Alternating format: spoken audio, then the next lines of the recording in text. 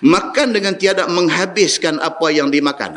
Yang ni. Kita duk baca bulan lepas, dia kata apa? Kalau makan ni jangan tinggal sebiji nasi pun. Pasal apa? Pasal takut di butir nasi itulah ada keberkatan. Dia mai lagi tajuk baru lepas ni, dia kata apa? Kalau pinggan tu ada bekas kuah, dia suruh apa? Suruh palit. Suruh palit. Dia mai pula malam ni, dia kata makan dengan tiada menghabiskan apa yang dimakan. Maksud dia apa? Maksudnya dalam kes, bukan kes makan nasi. Dia suruh tinggal nasi dah. Ini dalam kes orang jamu kita, orang hidang kita, karipap 10 biji. Jangan sentai 10-10 tu. Itu maksud dia. Dia tak sama. Ini kes dia lain sikit. Ini kes lain sikit. Ini bukan kes nasi sepinggan kita tu. Bukan. Ini kes orang main letak kat kita, popiah goreng 10 biji. Jangan duk ingat kata saya ni kenyang dah, tapi duk ingat Ustaz Samsuri abang ni. 10 biji popiah tu selesai kat kita seorang. Jangan. Ini tajuk dia. Dia kata pada hukum syarak kita, maka sayogialah seseorang yang makan ataupun seseorang yang minum tidak menghabiskan apa-apa yang dimakan dan apa yang diminum. Supaya boleh menolong, mengenyangkan ataupun memuaskan dahaga orang yang kemudian daripada kita. Tuan rumah, kita pitah abang dulu kat dia. Dia pun tak bersedia. Kata tengok kereta kita sampai turun 5 beranak. Dia takkan tak jamu apa. Orang mai buka-buka peti air, karipak segera. Ada 2 bungkus. 5 biji, 5 biji. Anak-anak pesan dah. Anak-anak tamak ni saat ni kami balik sekolah harap petang nak makan karipap ni. Dia duk ingat anak dia pesan. Tapi 5 orang turun satu kereta ni pun nak kena layan juga tetamu. Dia pun penaiklah belanga goreng 10 biji karipap ni. Masa boh dalam pinggan nak pergi hidang dekat kita ni, dia memang dalam hati dia minta jangan bagi apa-apa habis lah, kesian kat anak ni. Anak balik sekolah harap nak makan, duk minta Syekh ni main mengaji malam ni, dia mengaji tak dah habis, siapa akan telefon dia balik. Dia tak dengar cerita ni bagi habis. Jadi dia dah nampak karipap 10 ni kalau tak habis, keberkatan mungkin ada dalam karipap yang tinggal. Dia mengaji takat tu aja. Inilah masalah dia kata. Ni, dia dah beritahu kat kita ni. Dia kata kalau kita mau ingat ada orang kendian daripada kita nak makan lagi ni. Karipap 10 biji ni, kita ambil sebiji sudah. Mungkin anak dia nak makan. Mungkin ada lagi orang lain nak makan benda ni. Dia kata istimewa pula ada orang yang nak mengambil berkat dengan memakan barang yang lebih daripada yang dimakannya itu. Mungkin makanan ni, tiap-tiap makanan itu ada keberkatan. Jadi mungkin ada orang lain pun nak tumpang keberkatan makanan itu. Dia kata, kita mau ingat dekat orang lain sama. Bermula pekerjaannya demikian itu, dia kata sunat juga. Kita tak habis 10 biji karipap itu, sunat. Dia kata. Dalam kes ni, dalam kes benda yang dihidang berbentuk yang macam ni. Dengan dalil, Nabi SAW buat yang demikian itu. Sebagaimana tersebut adalah hadis yang dikeluarkan oleh Imam At-Tirmizi. Diriwayatkan kepada satu sahabat Nabi SAW yang masyhur, alim, namanya Jabir bin Samurah radhiyallahu anhu. Kata dia, singgah tinggal sebentar Nabi SAW atas seorang sahabat yang bernama Abu Ayyub Al-Ansari. Cerita Abu Ayyub Al-Ansari. Biar Nabi sampai Mekah, sampai ke Madinah, orang Madinah pakat tunggu ni, pakat nak semawa Nabi tidur rumah mereka. Sebab Nabi mai tak ada tempat nak duduk lagi. Jadi masing-masing faham Nabi ni nak kena ada satu tempat berteduh, masing-masing nak offer rumah mereka untuk dijadikan tempat transit Nabi. Sementara nak ada rumah Nabi SAW. Pakat berebut. Dalam riwayat cerita ni, bila sampai sahaja unta Nabi ni, pakat duk pegang tali kekang unta ni. Tali duk kekang mulut unta ni. Pakat duk pegang, duk nak lawan tarik, nak ajak Nabi pergi rumah mereka. Nabi lepas unta dia. Nabi kata, biar pergi unta ni pergi pilih mana dia nak duduk. Unta ni jalan cedik. Rumah Abu Ayyub Al-Ansari. Sampai depan rumah, dia lipat lutut, dia duduk situ.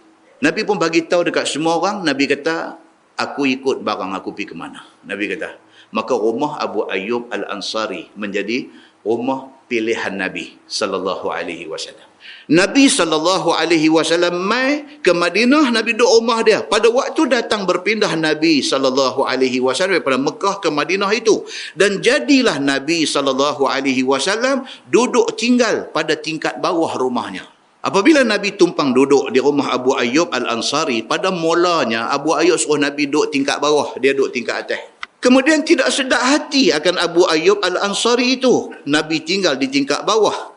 sedangkan dia duduk di atas, kerana dia rasa seolah-olah dia duk berjalan, duk langkah kepala Nabi sallallahu alaihi wasallam. Sahabat dengan Nabi.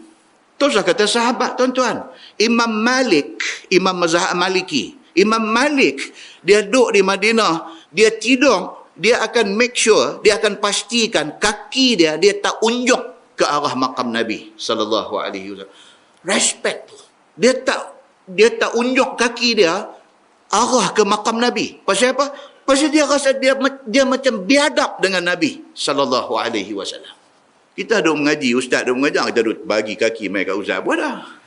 Yo, tak ada, ini tak ada. Saja abang.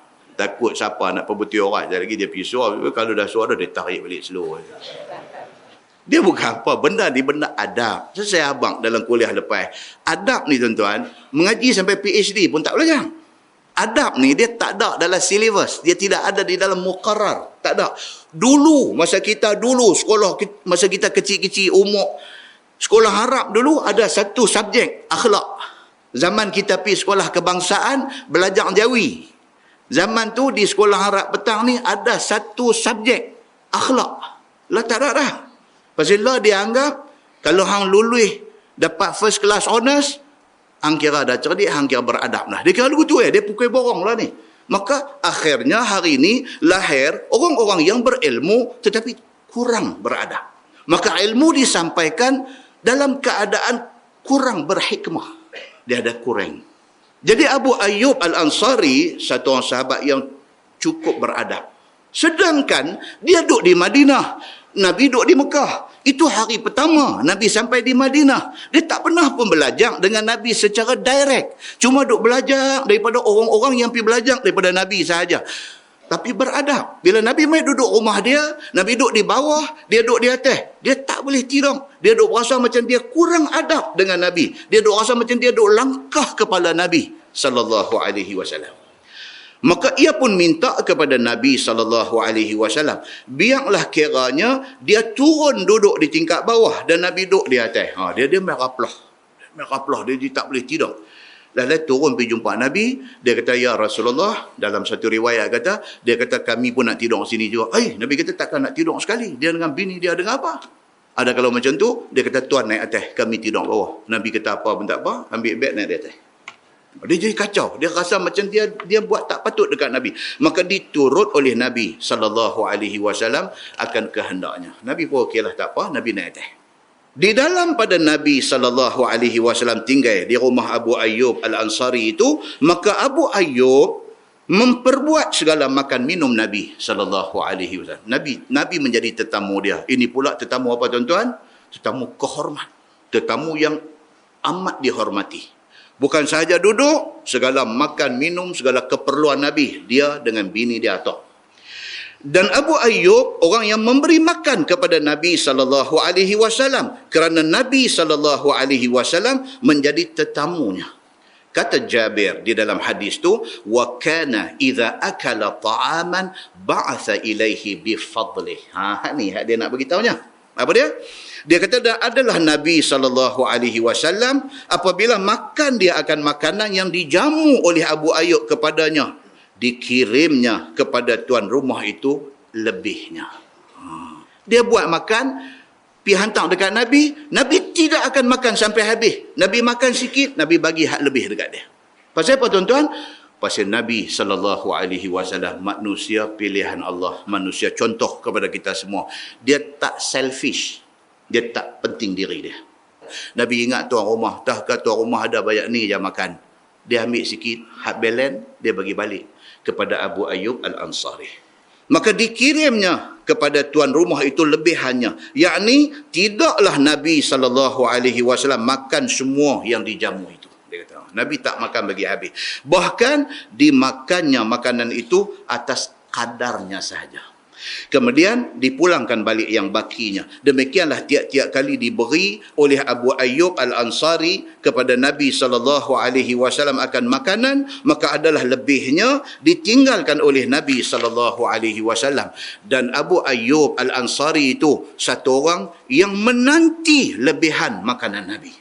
Itu dia. Bukan sahaja dia buat makan, dia hantar dekat Nabi, dia tahu dah Nabi akan makan sikit bagi balik kat dia. Dan dia memang duk tunggu balance makanan Nabi ni. Pasal apa? Pasal tentu di makanan itu ada keberkatan dia. Pasal apa dia kata? Kerana ia, yakni Abu Ayyub Al-Ansari, mau mengambil berkat dengan lebihan makanan Nabi sallallahu alaihi wasallam itu. Maka dimakan oleh Abu Ayyub Al-Ansari akan tempat yang dihantar oleh Nabi SAW akan jarinya pada makanan itu. Di mana tempat Nabi letak jarinya, maka di situlah Abu Ayyub akan letak jari dia untuk nak ambil berkat Nabi SAW. Kata Jabir, فَبَعَثَ إِلَيْهِ يَوْمًا بِطَعَامٍ وَلَمْ يَأْكُلْ مِنْهُ An-Nabi sallallahu alaihi wasallam. Maka dikirim oleh Abu Ayyub Al-Ansari kepada Nabi sallallahu alaihi wasallam pada satu hari itu makanan macam biasa. Padahal tiba-tiba tidak dimakan oleh Nabi sallallahu alaihi wasallam akan makanan itu. Nabi duduk rumah dia, sehari-hari duk hantar makan pagi, makan tengah hari, makan malam duk hantar. Tiba-tiba satu hari makanan yang dia hantar dekat Nabi banyak tu, balik main banyak tu. Nabi tak sentuh makanan itu. Bila datang makanan itu kepada Abu Ayyub, dengan segeralah dia tanya kepada orang dia, khadam dia yang bawa makan pergi dekat Nabi itu. Mana tempat Nabi letak jari dia pada makanan itu? Tiba-tiba dilihatnya makanan itu tidak luak, tidak kurang sebagaimana yang ada asalnya juga, yang ada di dalam bekas itu. Dia nak tanya Nabi makan tadi, Nabi buah tangan, tengok-tengok main macam tak sentuh. Bila dilihat oleh Abu Ayyub akan makanan itu tidak luak, maka sudahlah terkejut dalam hati dia. Terkejut. Dia duk sangka, kata, mai nak tanya Nabi makan tahu mana, mai tak nampak kata Nabi sentuh makanan itu. Dia sudah susah hati. Katanya, apalah gerangan salah makanan itu sebab tidak dimakan oleh Nabi SAW. Dia kata, Allah, aku masak apa ni? Nabi tak suka ke makanan aku ni? Ataupun Nabi tak makan ke? Dia jadi susah hati. Maka dengan segera dia naik ke tingkat atas, jumpa Nabi SAW, mendapatkan Nabi SAW kerana nak tanya apa sebabnya. Terus naik pergi tanya pasal apa. Sambung hadis tu, dia kata, falamma ata Abu Ayyub an-Nabiy sallallahu alaihi wasallam fa dzakara dzalika lahu.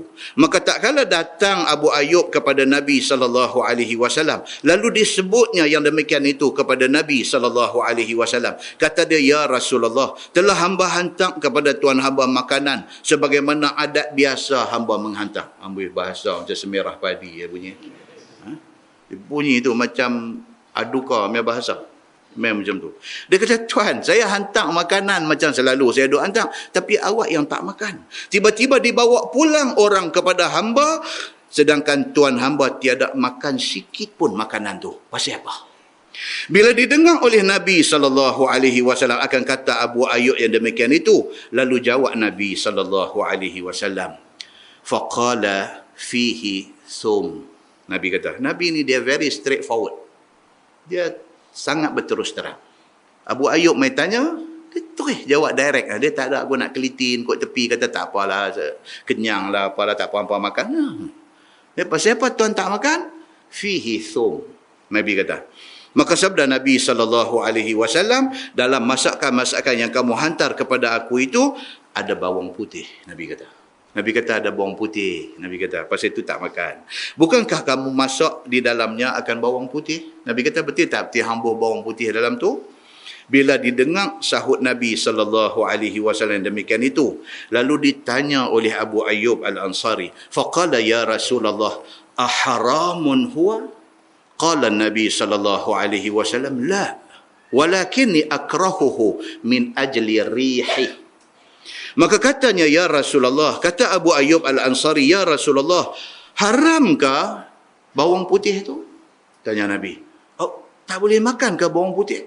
Jawab Nabi SAW, tidak haram dimakan akan bawang putih itu, tetapi aku tidak makan akan dia kerana aku tidak suka dari sebab busuk baunya. Nabi cakap betul. Nabi kata tak haram, cuma saya tak suka pasal dia busuk. Nabi jawab macam tu. Kerana aku itu bukan seperti kamu semua. Adalah aku didatang oleh malaikat dan aku bercakap dengan malaikat. Nabi kata, Aku punya kes lain sikit. Hampa tak apa. Tapi aku Jibril dok mai jumpa. Maka apabila ada bau busuk pada aku, maka tidaklah malaikat mendekati aku. Aku tak boleh, Nabi kata. Pasal apa? Jibril nanti mai jumpa. Kalau duk bau bawang ni, Jibril nanti tak jumpa aku. Aku nanti susah. Bawang tak haram. Hampa nak makan, makan. Tapi aku tak boleh. Pasal aku ada tetamu. Iaitu Jibril alaihissalam. Kata At-Tirmizi, bermula ini hadis Hasan lagi sahih. Nampak? Clear, very clear perbahasan hukum di sini. Baik, so dia kata makan bawang itu harus ya. Kata Imam Nawawi rahimahullahu taala dalam syarah Muslim pada sabda Nabi sallallahu alaihi wasallam itu, iaitu katanya aharamun huwa qala la. Di situ clear. Dia kata terang-terang menunjukkan makan bawang putih itu harus, dan ialah yang diijma'kan oleh ulama. Ulama semua kata bawang putih ini tidak haram. Boleh makan. Tetapi makruh bagi orang yang berkehendak ke masjid. Itu telah disepakati oleh ulama. Ataupun datang kepada perkumpulan orang ramai lain daripada masjid. Ataupun nak menghadap orang besar.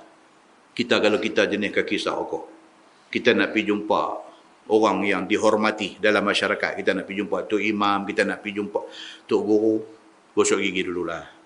Gosok gigi pepak coklat yang hitam tu pro nak bagi hilang bau Marlboro ni. Pasal apa? Pasal respect kita kepada orang yang kita nak jumpa. Kan? Respect kita dekat dia, jadi kita buat macam tu. Baik. Dan dihubungkan dengan bawang putih itu akan tiap-tiap benda yang busuk baunya. Bukan bawang putih saja. Apa juga benda yang boleh menyebabkan bau mulut, dia kata elakkan. Baik, masalah. Dia kata makan jamu. Jangan salah faham pula, ni makan jamu. Ni ada juga tajuk jamu mak darah. Bukan. Makan jamu yang dia maksud di sini ni ialah makan jamuan yang orang buat. Dia tulis makan jamu. Kan? Kita dengar, Masya Allah, ada juga kes jamu. Bukan. Dia kata makan jamuan yang dihidangkan. Serta tidak dimakan habis apa yang dijamu kepada kita itu. Apa hukum orang jamu kita, kita tak habis semua. Macam kes karipap 10 biji tadi. Kan? Kata Imam Nawawi rahimahullahu ta'ala di dalam syarah Muslim. Telah berkata ulama pada sepotong hadis itu, sabda Nabi sallallahu alaihi wasallam, wa idza akala ta'aman ba'atha bi fadlih. Bahwasanya sunat bagi orang yang makan dan orang yang minum itu tidak menghabiskan daripada barang yang dimakan dan diminum. Orang hidang kita karipak 10 biji, jangan perhabis 10 biji tu. Dia kata, supaya tinggal dan dapat dimakan oleh orang yang kemudian daripada dia. Modu ingat, dia ni pun kita tahu anak ramai. Jangan kita perhabis. Tahan anak dia tak makan lagi. Istimewa pula jika ada daripada orang yang mau mengambil berkat akan makanan itu dengan lebih-lebihan makanan itu. Maka sunat jua, jangan dihabiskan makanan itu. Apabila ada jenis makanan itu sikit, dan ada lagi orang yang berhajat dengannya. Kalau jenis makanan jenis karipap sebiji ini, lebih-lebih lagi lah. Dan jadi lepas ni tuan-tuan jangan jadi fobia dengan karipap. Bila pergi rumah orang bawa keluar karipap je, gedebuk main dalam perut. Allah ni yang duk abang dalam masjid pun ni, sampai tak berani nak makan karipap. Bukan macam tu. Dia kata jadi jangan pabih. Dia kata lagu tu. Baik. Dan lebih kuat hukum itu pada hak dhaif. Dia kata. Maksudnya apa? Lebih lagi kita kena timbang benda ni apabila orang hak jamu kita tu, dia orang yang dhaif, orang miskin. Kita tahulah, kita pergi rumah dia, kita tengok keadaan rumah dia, kita tahu ni orang susah. Tuan-tuan, selalunya orang susah yang besar hati orang pergi rumah ni. Tidak? Dia susah tapi dia besar hati. Saya dulu pernah mengajar di satu tempat di belah Pulau Pinang sana, Sungai Aceh. Saya pernah jadi guru di sekolah menengah Sungai Aceh. Student ni majoriti daripada kawasan nelayan. Sungai Cenaam, Sungai Udang ni semua pelantak naik ikan. Student saya ni kebanyakan nelayan. Bila saya pergi posting di sekolah tu, kita pun tak faham dengan nature kehidupan nelayan. Kita tak faham. Kita tak tahu mereka macam mana. So kita pula masuk mereka bagi guru disiplin. Pasal mereka tengok masa tu misai kasang je ada. Kan? Masa tu kita dengan misai melentang, misai parang dia panggil. Jadi pengetua tengok-tengok dia ni nampak cukup sah untuk jadi disiplin master, guru disiplin. Akhirnya nak mengamuk sajalah. Nak tangkap budak tak main sekolah lagu apa-apa semua kan. Ada satu anak murid saya ni nama Ibrahim. Allah yarham, meninggal dah dia. Kira budak baik tapi selalu tuang sekolah. Saya pun duk mak dia jugalah. Dia ni apa ni? Kita panggil dia, tanya Ibrahim. Ni hang seminggu korang-korang mesti 2 hari tak main. Dia pula tak terus terang kat kita. Duk buat lagu macam mana, duk mengeliat tak mau nak abang. Jadi kena denda buta lah dengan kita. Tapi bila lama saya pun jadi nak kena tahu juga. Rupanya dia duduk di kawasan dia panggil PPRT. Perumahan Rakyat Termiskin, PPRT. Saya saja pergi ronda, pergi tengok, kawasan tulis PPRT, masuk tengok rumah. Zaman tu lah, zaman tu 80-an. Rumah Pak Sagi, tak ada apa. Tang tu lah tidur bangun, tang tu lah makan, tang tu lah dapur, tang tu lah apa, tak ada apa. Dia petak lagu tu ya. Pi bagi salam, tanya orang, tanya dia, dia tunjuk rumah dia. Sampai bagi salam, mak dia keluar mai. Ni sepedia ni, sepedia. Dia cakap pun. Tu yang kata kemas depan ni. Ni sepedia ni kata. Sepedia, saya kata ustaz ni, saya ustaz ni, saya duk mengajar Ibrahim di sekolah. Mak dia kata dengan berkembang dengan apa cara-cara ni. Dia kata Ibrahim lagu tu lah ustaz ustaz. Dia panggil os, dia tak panggil us. Lagu tu lah ustaz dia kata Ibrahim ni dia nak pergi sekolah sampai hari-hari tak boleh lah. Pasal dia kena tolong pak dia turun ke laut. Kita ni dia gerup kata dalam. Kita duduk denda dia banyak kali dah. Ni saya kata dia pergi mana ni? Turun ke laut ni. Tak ada. Tapi ni waktu-waktu ni dia balik dah selalu ni. Dia kata saja izin Allah. Sampai dia ni. Nampak kita ni tak nampak takut pun. Dia main ustaz salam, cium tangan apa semua. Dia kalut apa tuan-tuan? Dia kalut hasil tangkapan dia hak dapat tak banyak mana tu nak bungkus bagi kat kita. Ya Allah. Dia duk kalut ni hak dia bawa balik tak banyak mana ni udang halus-halus ni. Hak udang besar perih ambil dah. Depa dapat udang halus ni. Dia duk kalut ni duk cari plastik ni minta kat mak dia. Mak ambil plastik apa ni nak bagi kat ustaz. Kita duk denda dia. Dia duk tolong sekolah. Lepas tu kita pergi di rumah dia bawa balik laut. Lepas tu dia nak bagi ni hak duk ada ni nak bagi semua. Gamak ke tuan-tuan nak ambil? Kita macam ni punya jumpa depan mata kita. Memang kita tak ambil. Kita nak bagi duit lagi dekat dia. Dia nak bagi tu. Barang dia oleh. Tuan-tuan, orang susah ni Allah bagi dekat mereka hati macam tu. Masya Allah. Muslimin dan muslimat yang dirahmati Allah sekalian. Jadi dia kata, dan lebih kuat lagi hukum ni. Hukum apa? Hukum kalau orang hidang jangan makan bagi habis ni. Hukum itu lebih kuat lagi pada hak orang-orang yang daif. Kalau kita pergi rumah orang miskin, kalau dia hidang apa pun kat kita, makan ambil hati dia ya. Jangan makan nak bagi kita kenyang. Ni yang kata dia nak abang ni. Ni tuan-tuan dia doa abang ni apa dia? Inilah adab dalam Islam. Adab. Istimewa pula dia kata jikalau ada kelaziman orang yang menjamu itu diangkatkannya semua makanan yang ada pada dia. Ni jenis ni. Dia tu susah tapi dia tak fikir untuk dia. Dia duk fikir nak bagi seronok tetamu mai rumah dia.